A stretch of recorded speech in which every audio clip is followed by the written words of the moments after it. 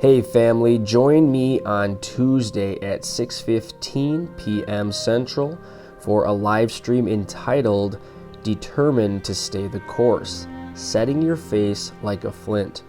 We're going to be walking through Isaiah 50, 7 through 10, and talking about what it means to stay on track in the Christian life and how it requires us to set our faces like flint.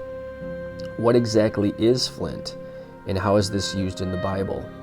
The Apostle Paul teaches us to run the race with our eyes on the prize. He also says, forgetting what is behind and straining towards what is ahead, he presses on towards the goal to win the prize for which God has called me heavenward in Christ Jesus.